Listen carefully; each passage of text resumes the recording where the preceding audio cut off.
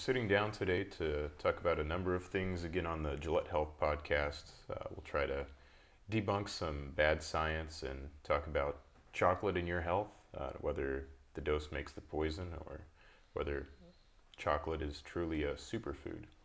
So I suppose we could start with a claim that we came across where an individual was talking about how a single fast food meal is worse for your health than smoking a cigarette, or at least that's the interpretation. That's what we heard a lot of people talking about and got some questions on. So first of all, I guess, is this true, yes or no? Should you be eating fast food or smoking or both? Probably shouldn't be doing either one of those things. It's a weird discussion because they're talking about a single instance of two things that are very clearly detrimental for your health in the long run. But it's kind of the same idea, what is worse? Taking a punch to the liver or a punch to the head. Taking one is probably not going to make a clinically significant effect in any way. However, if you do either one of those things in the long run, they're going to be cumulatively, exponentially bad for your health. Yeah, and there is data out there with these predominantly high-fat meals, ultra-processed foods that does show associations both in the short term and the long term with elevations in C-reactive protein. And I don't know that necessarily getting caught up in the nuance of how long that takes to return to baseline, versus a cigarette. How long is that going to increase C-reactive protein when there's tons of chemicals in there that have tons of different effects. Yeah. And we know that over the long term, both of these things are going to be detrimental to health. So it sort of, everyone likes to compare things to smoking.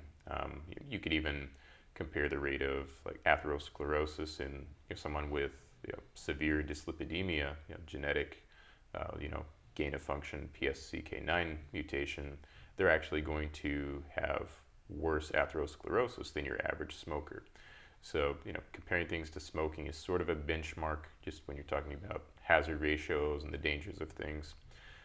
But you can't necessarily take that subjective feeling. How do most people feel after a fast food meal? While you're eating it, you're going to feel pretty good because the food is very tasty. But then afterwards, you're typically going to have a bit of a brain fog or a slump. Not everybody, but most people, it's like, oh, I need to take a nap now. If you think about people after Thanksgiving, everyone wants to go sit down and just watch the football game and maybe grandpa falls asleep. But with a cigarette, most people are going to have a bit of a boost in mood because it has some of those antidepressant effects, which I don't know get talked about a whole lot, but it is a mild monoamine oxidase inhibitor. Nicotine and smoking cigarettes in general is a tough one because in a lot of cases, right when you stop, you have transiently worsening of cognitive function, and you also just don't feel as good in general. So it is therapeutic, arguably significantly more therapeutic than something like alcohol. But in the long run, it's detrimental.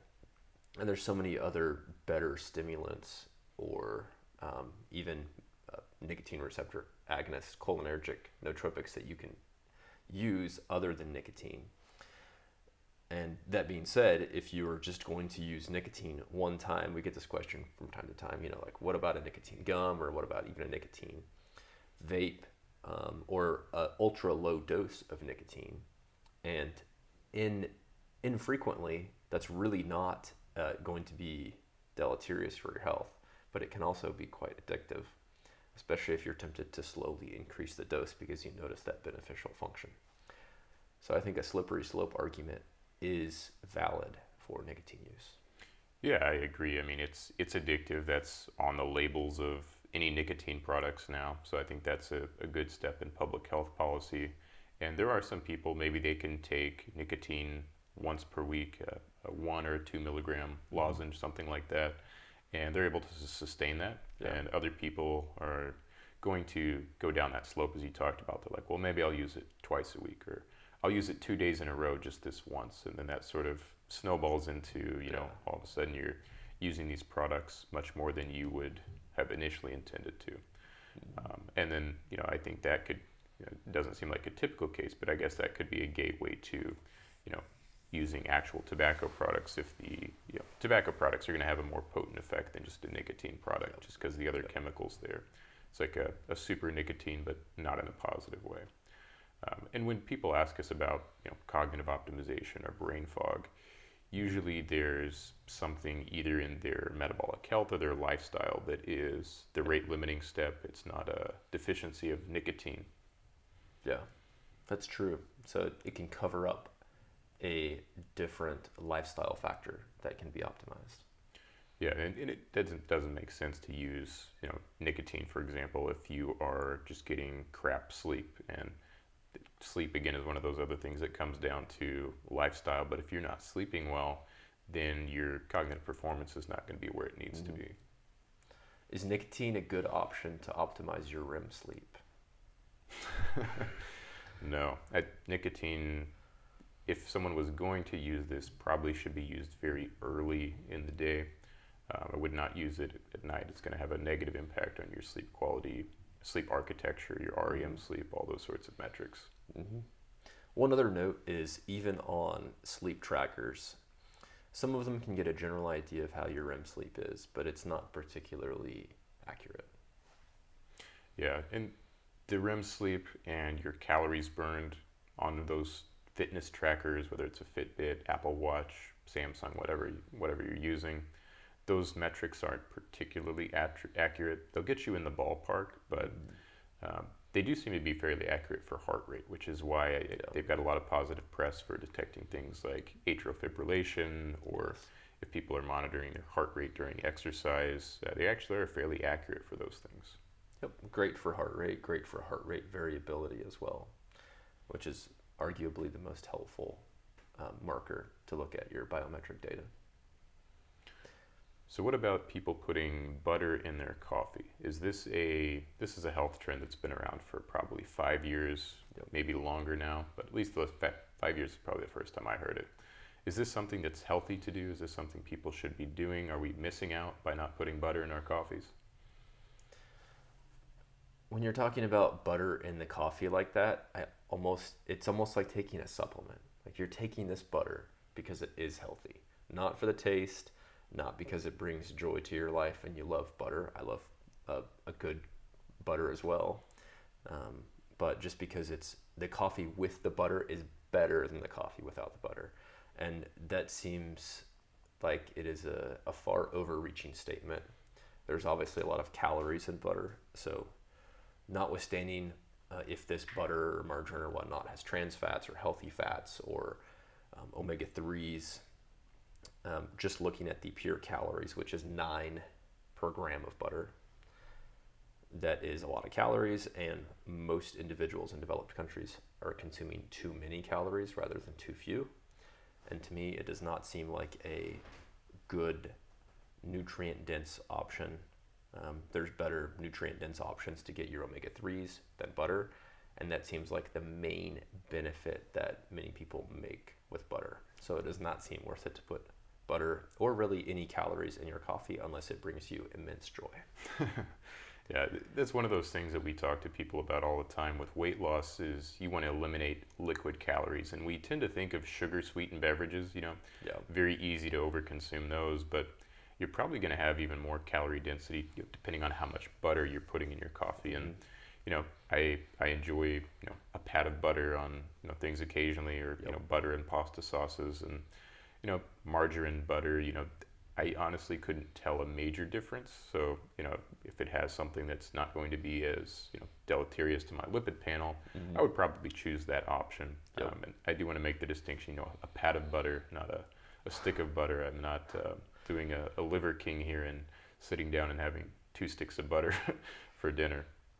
But again, people talk about the omega-3s, the fat-soluble vitamins that are in butter. Those things are there, but the quantity you would have to consume to get a beneficial, value of that is just going to be, your risk-reward balance is not there. The same thing with there may be a gram of fiber in your donut, and you're supposed to get 30 or 40 grams of fiber, so you could eat 30 or 40 donuts, but at the same time you're getting the fiber, but you're not going to get much nutrition out of that. Yeah.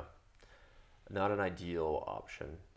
Adding other things to coffee, I know there's a trend to add like lion's mane or other various antioxidants or nootropics. That seems much more reasonable, and there's marginal amount of calories in them. So that would be a higher bang for your caloric buck.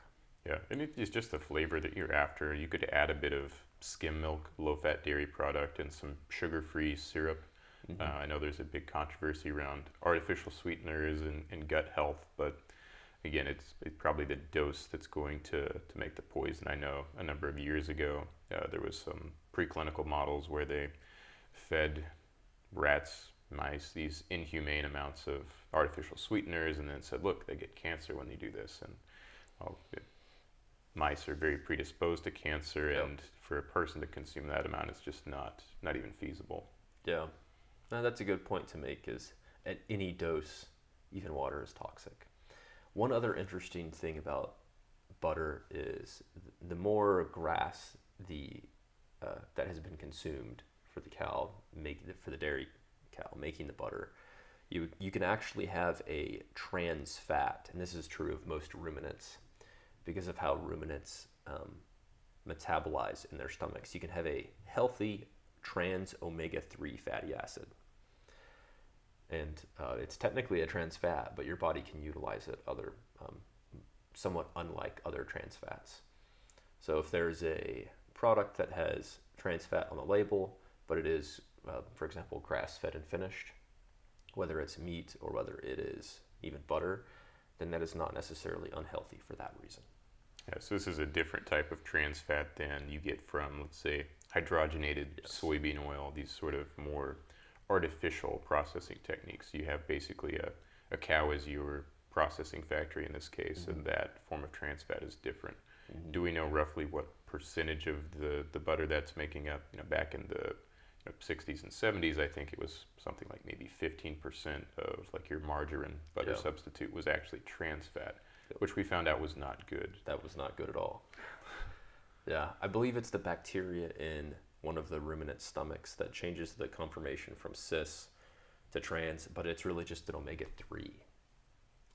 And in general, your omega-3s they're some of your essential fatty acids, and they're the ones that we have the most difficulty getting in developed countries. That being said, something like a salmon or even like a hemp seed or hemp heart would be a much better source of omega-3s than grass-fed butter. Yeah, and I think for omega-3s, we can dissect that even a little bit more.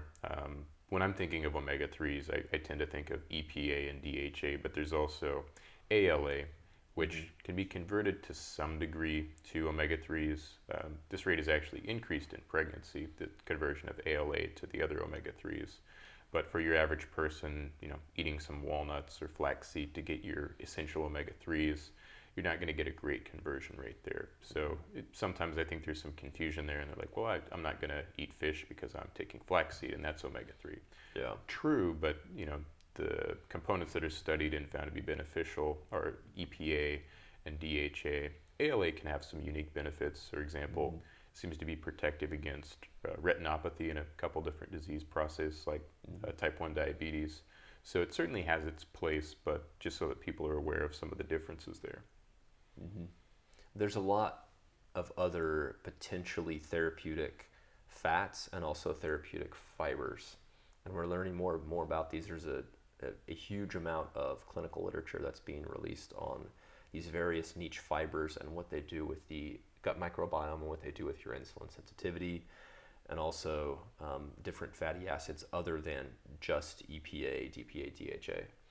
So as time goes on, this is another notch in the belt of food is medicine. Yeah, it's another frontier, and you have the microbiome, the gut-brain axis, the estrobolome. It has to do with your hormones. So there's all sorts of things that we're following and we're excited to see come out. But as far as anything to manipulate the estrobolome right now and have a predictable clinical outcome, I don't think we're quite there. Yeah, even things like nutrigenomics.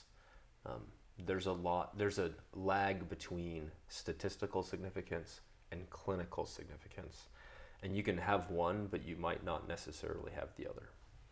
Yeah, I think those are great points. And looking at the data and what that actually translates to in humans is very important. Um, in other news, we find out that alcohol is bad for you. And the mechanism that this study brought up was interesting because it related to iron concentrations in the brain.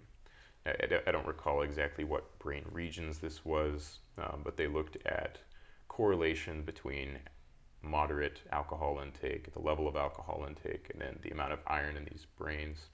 And they also did this with some Mendelian randomization because there's a large database of people who have moderate, low, high alcohol intakes. So iron levels in the brain would tend to be pro-aging, as we talked about on another podcast, because they're going to produce a lot of free radicals, a lot of oxidative stress. Yep. Alcohol is interesting because there is almost no long-term therapeutic effect, but acutely many people find a therapeutic effect partly from the agonism of GABA, which is gamma-aminobutyric acid, the main inhibitory neurotransmitter in the brain, and also just from the release of inhibitions. But again, there's many other ways to use either nootropics or even just lifestyle modifications are the best, tricking your brain into having that same therapeutic effect without the hormonal downsides and the hepatotoxicity and the potential increase of neurodegeneration that comes with even moderate alcohol consumption over time. Consistent alcohol consumption, in our opinion, should always be avoided, but intermittent alcohol consumption with a proper plan to address for the downsides of that is reasonable, even if it is just for social reasons. Yeah, and it is something that's fairly, I guess, ingrained in certain social circles and just social lives in general. People find themselves surrounded by alcohol, and even if that person doesn't need alcohol to feel disinhibited, a lot of times they find themselves just going along with the social flow. But you don't necessarily have to do that. There's certainly zero alcohol by volume, beers and seltzers and things like that.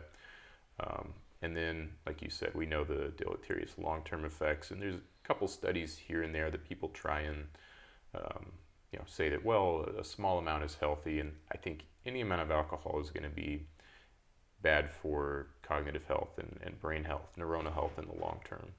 Especially cumulatively. Yeah, the dose over time. If you think of your, what do they say pack years of smoking, your keg years of alcohol, or something like that would be another metric to look at. But there are some decreases in C-reactive protein associated with moderate alcohol consumption. But is that what you want to hang your hat on as just one biomarker? Probably not.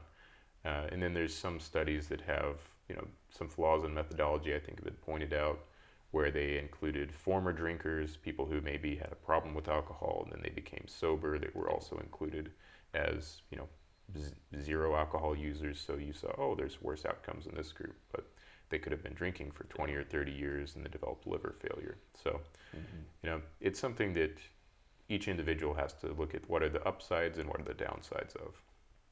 Absolutely. There's also screening questionnaires that can somewhat screen. None of them are great. Even the cage questionnaire is not great. One interesting test that all of you can do as well is think about if you purchase alcohol, especially if it's like easily consumable alcohol, whether it's beer, seltzers, or whatnot, and you put it in your fridge or you put it somewhere in your house. How long does that last on average? Especially if you're not purchasing it for you're not purchasing it for a birthday or social event or anything like that. But if you just purchase it and then think and ponder over the question, how long is this going to last? If it lasts a really long time, then that's great. And if it just doesn't, if there comes a reason why you're consuming it, then potentially that could be a warning sign that you're prone to higher consumption over time. Yeah, it's an interesting test people can do. Like if it's something that's regularly on your grocery list outside of special events or occasions, then that's probably one of those flags where you may want to look a little bit deeper, kind of self-evaluate and see what's going on there. let's see. Now we have chocolate that we'll talk about. So there's been a lot of press for as long as I can remember about chocolate, and you'll see a headline where chocolate is good for you, headline where chocolate is bad for you. So how do we make sense of all this? And we've seen the same thing with coffee over time. So it seems like there's these certain topics that people fixate on, and then is it good, is it bad? And I guess we can focus on chocolate and perhaps more accurately cocoa at this time. I think a good place to start is determining like what you're talking about when you're talking about chocolate. If anybody's been on a tour of a chocolate factory or a chocolate business, which I highly recommend, a great date opportunity as well. We've been a few times. They import the cocoa and they separate it into the butter and then the chocolate part. And it's a process, and they refine it. And then depending on what ratio they're going to make, they kind of mix it back together with sugar at times. So to me, chocolate, you're talking about the butter and then the refined dark chocolate part.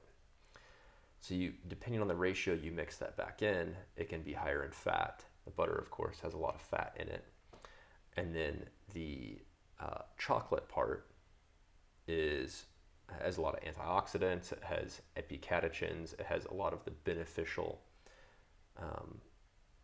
compounds, and many of them have been studied individually as well. For example, epicatechin as a myostatin inhibitor and an antioxidant as well.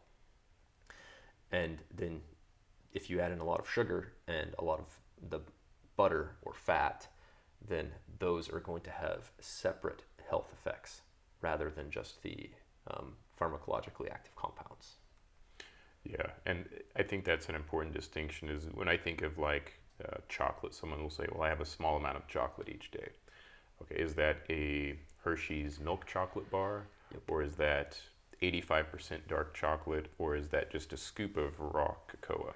Mm-hmm. So you have different levels to it. And what most people are going to do is probably not take a raw cocoa supplement because they don't tend to be very palatable, often bitter. So they're either talking about your standard candy chocolate bar or a dark chocolate bar. Both of those are going to be high in fat. Yep. The sugar content is going to be much higher in, I guess we're picking on Hershey's, but the Hershey's bar. Yeah. So I don't expect to get sponsored by them. But in any case, the dark chocolate is something like 85%. The dose is what is important there. I don't think that eating an entire dark chocolate bar that's going to be like 400 calories is a great use of your calories for the day to get your nutrition in. One square of that seems to be all that you really need to get the different benefits that are seen. So that's about 60 to 80 calories depending on how the bar is broken down. And then you see some improvements in gut microbiome diversity, probably because of some of these other compounds that are in the cocoa itself, probably not because of the saturated fat. Yeah. And then you also see a bit of a boost in mood, and this is something I think is partially mediated by I want to say it's paraxanthine that's in chocolate. Now, there's some caffeine in chocolate also, and paraxanthine is a metabolite of caffeine. So there's a bit of a mood boosting effect there. And then when you look more at just cocoa by itself, those other compounds there, some of which we probably still don't even know about, seem to be able to modulate blood pressure. And typically this is looking at reducing blood pressure. When you're looking at reducing blood pressure, a problem you have a lot of times is people have different fluid volume status, especially as you get older. So you don't want to push somebody's blood pressure too low. And when that happens, you have orthostasis side effects. You get up, you're dizzy, you fall down. Yeah. With the cocoa, they actually did a study recently looking at, if we give this to people, is it possibly going to push the blood pressure too low? And the answer was no. If the blood pressure was elevated, it lowered it appropriately. This is very mild, so probably less than 10 points systolic. It's not going to replace your combination antihypertensive therapy.